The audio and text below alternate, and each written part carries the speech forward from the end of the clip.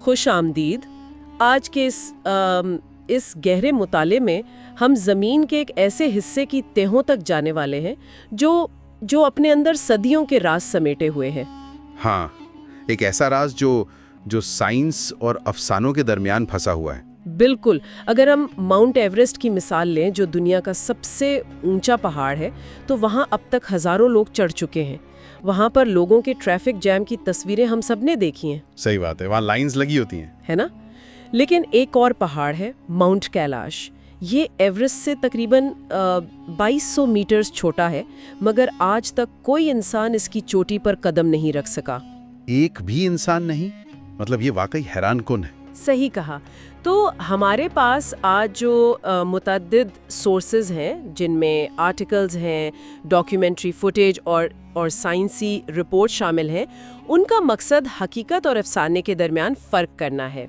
हमारा मिशन ये है कि इन बेबुनियाद कहानियों के और ठोस साइंसी हक़ाइक़ को आमने सामने रखकर तज्ज़िया किया जाए और देखा जाए कि सच क्या है। अच्छा, चलिए इस किस्से की तहों को खोलते हैं।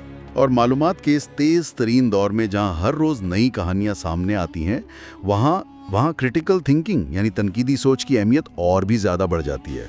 हम अक्सर सुनी सुनाई बातों पर फौरन यकीन कर लेते हैं, बगैर ये सोचे कि इन दावों की इनकी कोई बुनियाद भी है या नहीं।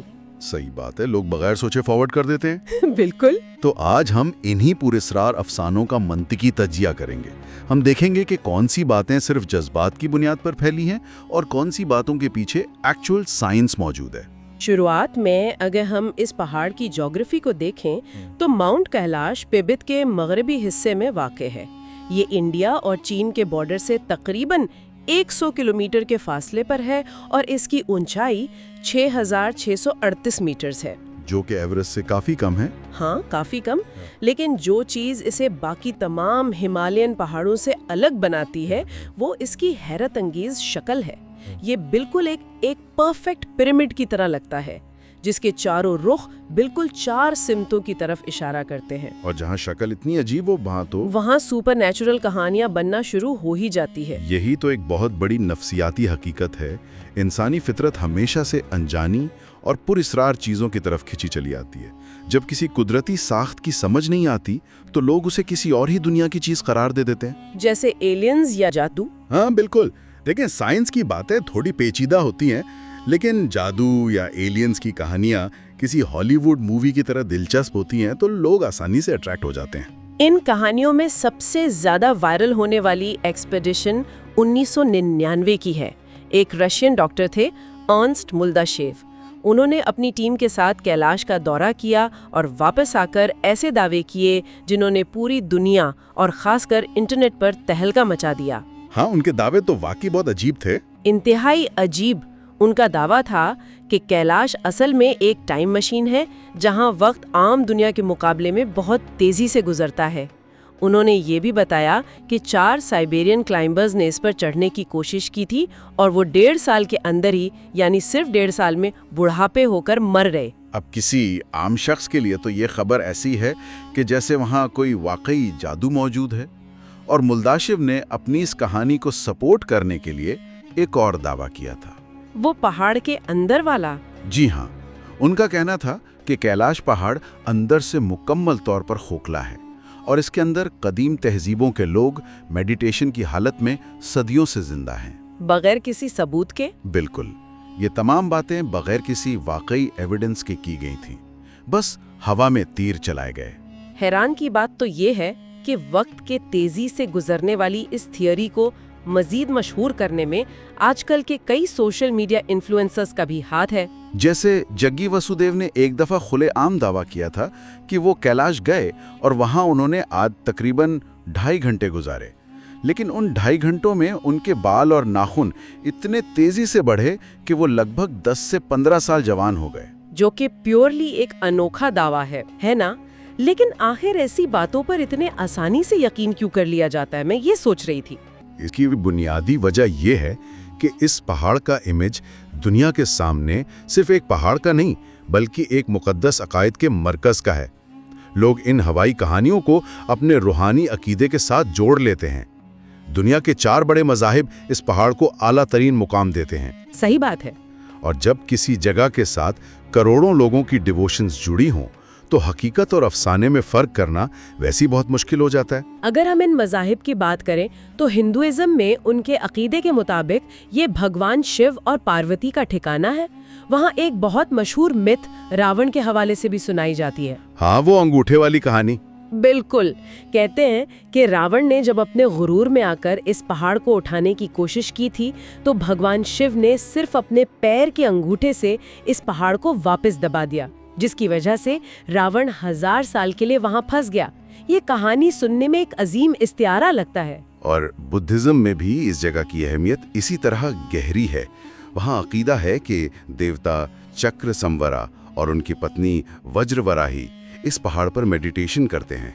और जैनिज्म में भी इसका जिक्र है। जी, जैनिज्म में इस पहाड़ को अष्टपदा कहा जाता है, जहाँ उनके पहले तीर्थंकर ऋषभानाथ को मोक्ष मिली थी। और चौथा मजहब बौन है, जो बुद्धिज्म से भी पहले का कदीम तिब्बतन मजहब है। बौन फॉलोअर्स मानते हैं कि कैलाश वो आखिरी एक्सिस है जहां जमीन और आसमान आपस में मिलते हैं। यानी चारों अकायद बिल्कुल मुख्तलिफ थियोलॉजीज रखते हैं, लेकिन कैलाश पर आकर इन सब की मंजिल एक हो जाती है। ये बहुत खूबसूरत बात है। बहुत खूबसूरत है। और इस मजहबी अहमियत का एक बड़ा पहलू वहाँ का तवाफ है, जिसे परिक्रमा कहते हैं। इन चारों मजहब के पैरोकार सदियों से इस पहाड़ के गिर्द चलते आ रहे हैं। ये रास्ता तकरीबन 52 किलोमीटर लंबा है। 52 किलोमीटर, और वो भी 15,000 फीट की ऊंचाई पर, जो कि फिजिकल तौर पर इंतहाई मुश्किल है। इंतहाई मुश्किल टेरेन है। दिलचस्प चीज यह है कि हिंदू और बुद्धिस्ट इस पहाड़ के गिर्द क्लॉकवाइज चक्कर लगाते हैं, जबकि जैन और बौन मजहब के फॉलोअर्स एंटी क्लॉकवाइज चलते हैं। ये रवायात इन कदीम मजाहिब की बेस में मौजूद डीपली रूटेड डिफरेंसेस को भी जाहिर करती हैं, लेकिन इसके बावजूद वहाँ सब एक दूसरे के अकायद को टॉलरेट करते हैं। दुनिया में सिर्फ एक और ऐसी जगह है जिसे इसी तरह 4 अलग अलग मजाहिब में यकसा मुक़द्दस माना जाता है। कौन सी जगह? वो श्रीलंका का एडम्स पीक है, जिसे श्रीपदा भी कहा जाता है। वहाँ एक पत्थर पर कदम का निशान है, जिसे हिंदू, बुद्धिस्ट, मुसलमान और ईसाई सब अपने अपने अकीदे के मुताबिक मुक़द्दस मानते हैं। ये किस्म की कल्चरल सिंक्रोनिसिटी है जो वाकई कमाल की है। सच में। लेकिन रूहानी कहानियों से हटकर अगर जियोलॉजी की रोशनी में देखा जाए तो सच पूछिए, वहाँ कुदरत ने वाकई कुछ ऐसे आजूबे बनाए हैं जिन्हें देखकर हैरत होती है। बिल्कुल, जियोलॉजी अपनी जगह एक जादू है। हाँ, और एक आम गलतफहमी ये है कि कैलाश दुनिया का सबसे पुराना पहाड़ है, जबकि जियोलॉजिकल रिकॉर्ड्स के मुताबिक हिमालय का सिलसिला तकरीबन 5 करोड़ साल पुराना है और कैलाश की तश्कील सिर्फ 1.7 करोड़ साल पहले शुरू हुई थी। और इसकी ये जो परफेक्ट पिरामिड जैसी शक्ल है, वो किसी सुपरनैचुरल फोर्स या एलियंस की बनाई हुई नहीं है। नहीं, वो शक्ल क्वाटरनरी पीरियड की आइस एजेस में ग्लेशियर्स के कार्विंग प्रोसेस का नतीजा है। मतलब बर्फ ने उसे तराशा है? जी, असल में बर्फ और हवाओं ने पहाड़ के मुख्तलिफ हिस्सों को काटकर उसे ये मखसूस शक्ल दे दी है। बिल्कुल इसी तरह का प्रोसेस हमने यूरोप के एल्प्स में मैटरहॉर्न पहाड़ के साथ भी देखा है। इसमें जियोलॉजी का एक रेगुलर और तस्लीम शुदा कानून अप्लाई होता है। ये कोई अनोखा इवेंट नहीं है। अच्छा, इस जियोलॉजिक पैटर्न में एक और बहुत दिलचस्प चीज, इस पहाड़ के ठीक पास मौजूद 2 हैरत अंगेज झीलें हैं। एक तरफ मनसरोवर झील है, जिसे प्योरिटी और जिंदगी की अलामत माना जाता है।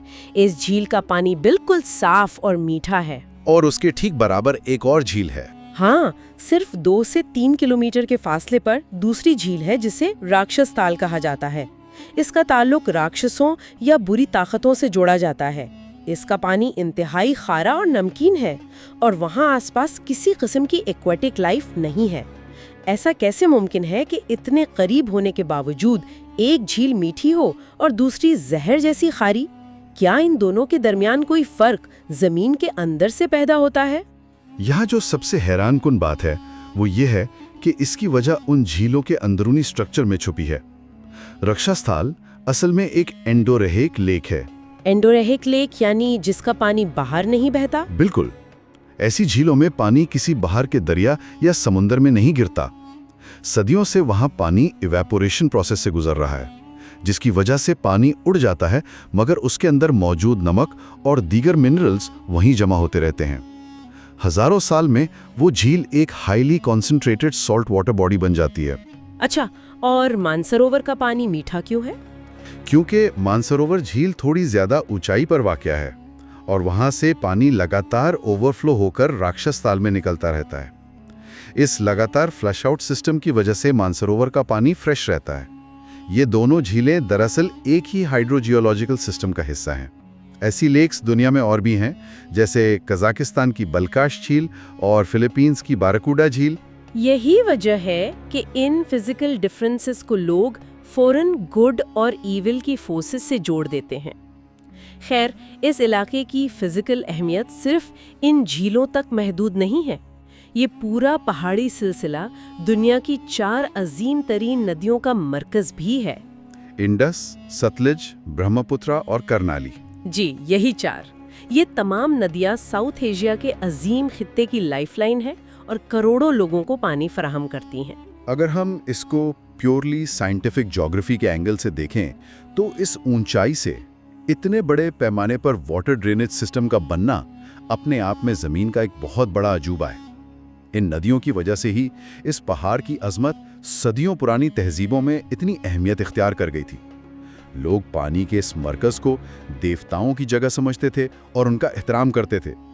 यहाँ आकर हकीकत वाकई बहुत दिलचस्प हो जाती है, क्योंकि जब हम मुल्डाशेफ के वक्त के तेजी से गुजरने वाली थ्योरी जैसी कहानियों को इन ठोस साइंटिफिक अकाइक के मुकाबले में रखते हैं तो कहानियां टूटने लगती हैं। आइंस्टाइन की थ्योरी ऑफ रिलेटिविटी में हमने हमेशा टाइम डायलेशन का कॉन्सेप्ट पढ़ा है, लेकिन क्या जमीन पर किसी आम पहाड़ की चोटी पर टाइम डायलेशन का ऐसा प्रोसेस जरा सा भी काम कर सकता है जो लोगों की उम्र में फर्क डाल दे? एल्बर्ट आइंस्टाइन की थ्योरी को अगर वाजे किया जाए तो टाइम डायलेशन के लिए 2 ही फैक्टर्स की जरूरत होती हैं। या तो आप लाइट की स्पीड के करीब ट्रैवल कर रहे हों या फिर आप किसी इंतहाई ताकतवर ग्रेविटी सोर्स के करीब हों, जैसा कि ब्लैक होल्स के इर्द गिर्द होता है, जो कि कैलाश पर तो डेफिनेटली नहीं है। बिल्कुल नहीं। माउंट कैलाश की ग्रेविटी किसी आम पहाड़ के आसपास की ग्रेविटी के बराबर ही है। वहां ऐसा कोई ग्रेविटेशनल फील्ड मौजूद नहीं जो टाइम स्पेस को वॉर्प कर सके। इसलिए वहां वक्त के तेजी से गुजरने की थ्योरी बिल्कुल मंतिक से खाली है। और इस बात को फैलाने वाले अर्नेस्ट मुल्डाशीफ की असलियत का जानना भी यहाँ बड़ा ज़रूरी है। हमारे रिसर्च के मुताबिक मुल्डाशीफ किसी भी किस्म के फिजिसिस्ट, जियोलॉजिस्ट या नेचुरल साइंटिस्ट नहीं थे। वो तो एक्चुअली एक आई सर्जन थे। एक आंखों के डॉक्टर पहाड़ की थ्योरी दे रहे थे। हाँ, उनके आइडियाज़ इतने एक्सट्रीम और फैंटास्टिकल थे कि वो अपने आप को साइंटिस्ट से अलग और किसी मिस्टिक रिसर्चर के तौर पर देखते थे। वो ओपनली वैम्पायर्स के वजूद पर बिलीव करते थे। वैम्पायर्स? जी हाँ, और उन्होंने रोमानिया में ड्रैकुला का अंडरग्राउंड महल ढूंढने के दावे भी किए थे। यहाँ तक कि वो चार्ल्स डार्विन की थ्योरी को रिजेक्ट करते थे और उनका मानना था कि समुद्रों में मरमेड्स होती हैं। खुद उनके अपने मुल्क रशिया में उनके खिलाफ साइंटिफिक कम्युनिटी ने आवाज़ उठाई और एंटी मुल्डाशेफ के नाम से लिटरेचर लिखा गया ताकि लोगों को इस झूठी थ्योरी से बचाया जा सके। हैरात की बात है कि ऐसी miss information social media algorithms पर इतनी अच्छी परफॉर्म करती है। ऐसा ही एक और दावा इन्हीं ग्रुप्स की तरफ से इंटरनेट पर मैथमेटिकल सीक्वेंस को लेकर फैलाया जाता है। ओह, आप वो इंटरनेट वाले 666 किलोमीटर के दावे की बात कर रहे हैं। इंटरनेट पर अक्सर ऐसे पोस्ट देखने को मिलते हैं जिनमें ये फिगर बार बार रिपीट किया जाता है। कहा जाता है कि माउंट कैलाश नॉर्थ पोल से एग्जैक्टली 666 किलोमीटर दूर है। और स्टोनहेंज से भी उतना ही? जी, स्टोनहेंज से भी एग्जैक्टली 666 किलोमीटर दूर है। यहाँ तक कि साउथ पोल से इसका फासला 13,332 किलोमीटर बताया जाता है, जो कि 666 का एक मल्टीपल है। लेकिन रियलिटी में जब मॉडर्न मैपिंग टूल से इनका फासला कैलकुलेट किया जाए तो फिगर्स मैच नहीं होते। मैथ गलत है उनका? पूरी तरह गलत। नॉर्थ पोल से इसका फासला तकरीबन 650 किलोमीटर है। स्टोनहेंज से ये फासला 666 किलोमीटर नहीं बल्कि 6900 किलोमीटर है और साउथ पोल से ये 13,400 किलोमीटर दूर है। ये फेक मैथमेटिक्स सिर्फ लोगों को कंफ्यूज करने और इस पहाड़ को थोड़ा डार्क और मिस्टीरियस दिखाने के लिए कंस्ट्रक्ट की गई है। मैथमेटिक्स के धोखे के अलावा इन कहानियों में नासा का नाम भी गलत इस्तेमाल किया जाता है। एक बहुत कॉमन दावा है कि नासा की इमेजेस में यहाँ 3000 से 8000 नैनो टेस्ला की मिस्टीरियस मैग्नेटिक फील्ड रिकॉर्ड की गई है। Nano tesla. जी, मैग्नेटिक फील्ड नापने का यूनिट है। अब यहाँ थोड़ी सी बेसलाइन समझने की ज़रूरत है। ज़मीन की अपनी नॉर्मल मैग्नेटिक फील्ड ही 25,000 से 65,000 नैनो टेस्ला होती है। अगर वहाँ 8,000 नैनो टेस्ला की फील्ड हो तो वो तो इंतहाई कमज़ोर हुई। उसमें अजीब क्या है? मतलब उल्टा उन्होंने नंबर को बड़ा दिखाने की कोशिश की जबकि वो है बहुत छोटा। बिल्कुल। हकीकत यह है कि 20 जनवरी 2003 को नासा की टेरा स्पेसक्राफ्ट ने जब यहाँ की एस्टर इमेजेस लीं तो उन्हें वहाँ किसी किस्म की मैग्नेटिक एनोमली नहीं मिली। ये 8,000 नैनो टेस्ला वाला फिगर कहीं से बस हवा में उछाल दिया गया है। लेकिन इन तमाम साइंसी आर्ग्यूमेंट्स को सुनने के बाद एक बड़ा लॉजिकल और प्रैक्टिकल सवाल बचता है। अगर वक्त तेजी से नहीं गुजरता और वहाँ कोई मख्फी कुव्वत नहीं है तो माउंट कैलाश पर आज तक कोई इंसान चोटी तक पहुँच क्यों नहीं पाया? एवरेस्ट जैसी सख्त जगह पर लोग चढ़ते हैं, आखिर कैलाश में ऐसी कौन सी बैरियर है जो एवरेस्ट पर नहीं है? तारीख इस सवाल का बहुत अच्छा जवाब देती है। शुरुआती दौर में लोगों ने डेफिनेटली कोशिश की थी और उन्हें नाकामी मिली, लेकिन वो नाकामी किसी सुपरनैचुरल बैरियर की वजह से नहीं थी। जैसे 1926 में ह्यू रटलेज ने इस पर चढ़ने की भरपूर कोशिश की थी, लेकिन उसने देखा कि पहाड़ का रुख बिल्कुल 90 डिग्री स्लोप पर है और आइस फॉर्मेशंस की वजह से चढ़ना तकरीबन नामुमकिन था। उसी कैंपेन के दौरान कर्नल विल्सन ने दूसरी सिम से कोशिश की, लेकिन अचानक मौसम इतना खराब हो गया और शदीद स्नोस्टॉर्म आने लगा जिसकी वजह से उन्हें फौरन अपना सफर रोकना पड़ा। इन शुरुआती फेलियर्स को लोगों ने सुपरनैचुरल इवेंट्स बना दिया। जो क्लाइंबर्स वहां कंफ्यूज हो जाते थे या बेहोश हो जाते थे, उन्हें जादू की अलामत समझा जाने लगा। मगर मेडिकल साइंस में उसे एल्टीट्यूड सिकनेस कहते हैं। जब ऑक्सीजन कम हो जाती है दिमाग में। जी, जब इंसान 4000 मीटर से ऊंचाई पर जाता है तो एक्सट्रीम लो प्रेशर और ऑक्सीजन की कमी से दिमाग में हाइपोक्सिया डेवलप हो जाता है, जिसकी वजह से सेरिब्रल एडिमा या हेलुसिनेशंस शुरू हो जाते हैं। लोग अपने माइंड में आवाज़ें सुनते हैं और चीज़ें देखते हैं जो प्योरली उनके दिमाग के ऑक्सीजन स्टारवेशन का नतीजा होता है। लेकिन मेरे जहन में सवाल ये आता है कि आजकल तो मॉडर्न इक्विपमेंट है, आर्टिफिशियल ऑक्सीजन सिलेंडर्स हैं, अब तो इस बैरियर को इजीली क्रॉस किया जा सकता है, फिर अब लोग क्यों नहीं जाते? अब लोग अपनी फिजिकल कैपेबिलिटी की वजह से नहीं रोकते, बल्कि एक अजीम तर मॉरल रीजन की वजह से रोकते हैं, और वो है एहतराम। 1985 में दुनिया के मशहूर तरीन माउंटेनियर राइनहोल्ड मेस्नर को चीन की हुकूमत ने इस पहाड़ पर चढ़ने की परमिशन दी थी। मेस्नर ने बगैर ऑक्सीजन एवरेस्ट फतेह किया था। उनके लिए ये स्लोप क्लाइम करना नामुमकिन नहीं था। फिर उन्होंने किया क्यों नहीं? उन्होंने खुद ही इनकार कर दिया और कहा कि किसी को भी पत्थर बन चुके देवताओं को अपने जूतों तले नहीं कुचलना चाहिए। उन्होंने साफ लफ्जों में टेक्निकल स्ट्रेंथ को रिस्पेक्ट के सामने सरेंडर कर दिया। ये स्टेटमेंट इंसानियत का एक अजीम दर्जा दिखाता है, लेकिन क्या कभी किसी ने रिसेंटली इस रिस्पेक्ट को इग्नोर करने की कोशिश नहीं की? कोशिश हुई थी। 2001 में एक स्पेनिश क्लाइंबिंग टीम जिसके लीडर जीजस मार्टिनेज नोवास थे, उन्हें पॉलिटिकल स्ट्रिंग्स पुल करके परमिशन मिल गई थी। लेकिन जब माउंटेनियरिंग कम्युनिटी और आम लोगों को इसका पता चला तो इस कदर शदीद आलमी एहतजाज हुए, ग्लोबल प्रोटेस्ट चलाए कि क्लाइंबिंग फेडरेशंस ने इन्हें बॉयकॉट करने की धमकी दे दी। पूरी कम्युनिटी खड़ी हो गई थी इसके खिलाफ। बिल्कुल, मजबूरन चाइना को इस टीम से परमिशन वापस लेनी पड़ी और हमेशा के लिए इस पर ऑफिशियल पाबंदी लगा दी गई। ये एक ऐसा मकाम था जहां लोगों ने खुद मिलकर अपने लिए एक बाउंड्री सेट कर ली। क्या दुनिया में ऐसी और भी बाउंड्रीज हैं जिन्हें ह्यूमन एम्बिशन ने अभी तक रिस्पेक्ट किया हुआ है? बेशक। तिब्बत में एक और पहाड़ है खम्वाकारपो, जो 7446 मीटर ऊंचा है। उस पर भी लोकल कम्युनिटी की अकीदत की वजह से चढ़ने की कंप्लीट इजाजत नहीं है। और भूटान का गैंगखार पुनसम इस वक्त दुनिया का सबसे ऊंचा अनक्लाइम्ड पहाड़ है, जिसकी ऊंचाई 6600 मीटर है। वहां भी पाबंदी है? जी, 1994 से भूटान की हुकूमत ने मकामी लोगों के रूहानी अकायद के एहतराम में इस पर चढ़ने की सख्त पाबंदी लगाई हुई है। अजीब बात है कि लोग इस फैक्ट्स बेस्ड हिस्ट्री को छोड़कर मिलारेपा जैसे कदीम सेंट्स की कहानियां सुनना ज्यादा पसंद करते हैं कि वो सदियों पहले किरण पर बैठकर चढ़े थे, जबकि ग्राउंड रियलिटी ये है कि मॉडर्न सोसाइटी और गवर्नमेंट्स मिलकर इस माउंटेन को अनटेम्पर्ड रख रही हैं। मिलारेपा की कहानी एक ब्यूटीफुल स्पिरिचुअल लेजेंड है। उस कहानी की खूबसूरती उसके मिथ होने में ही है और हमारा मकसद उन लेजेंड्स को डिग्रेड करना नहीं है, बल्कि लोगों को ये सिखाना है कि मिथ्स को साइंस के साथ नहीं उलझाना चाहिए।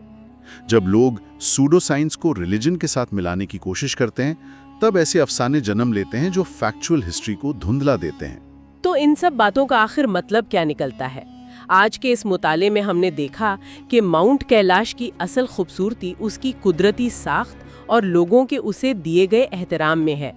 हमें इसकी अहमियत बढ़ाने के लिए या इसे मजीद मैजिकल दिखाने के लिए वैम्पायर्स ढूंढने वालों और फेक मैथमेटिक्स का सहारा लेने की बिल्कुल ज़रूरत नहीं है।